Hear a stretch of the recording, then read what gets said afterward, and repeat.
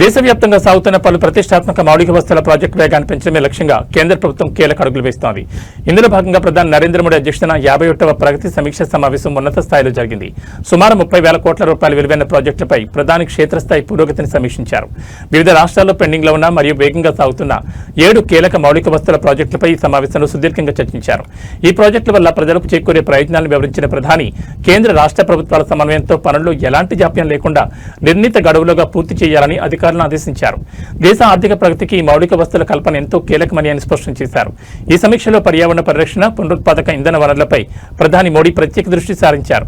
ముఖ్యంగా పట్టణ ప్రాంతాల్లో మిషన్ మోడ్లో రూఫ్ టాప్ సోలార్ వ్యవస్థల ఏర్పాటును వేగవంతం చేయాలని అధికారులకు దిశానిర్దేశం చేశారు. దీంతో పాటు నగరాల్లో వ్యర్థాల నిర్వహణను మెరుగుపరచాలని, పల్లెల్లో మరియు పట్టణ శివార్లలో గోబర్ధన్ ప్లాంట్ల నిర్మాణాన్ని యుద్ధ ప్రాతిపదికన పూర్తి చేయాలని సూచించారు. వ్యర్థాల నుంచి సంపద సృష్టి, ఇంధన స్వయం సమృద్ధి లక్ష్యంగా కేంద్రం తీసుకున్న ఈ నిర్ణయాలు క్షేత్రస్థాయిలో విప్లవాత్మక మార్పులు తీసుకురానున్నాయి. ప్రధాని స్వయంగా సమీక్షించడంతో ఈ 30,000 కోట్ల ప్రాజెక్టుల పనులు మరింత వేగవంతం కానున్నాయి.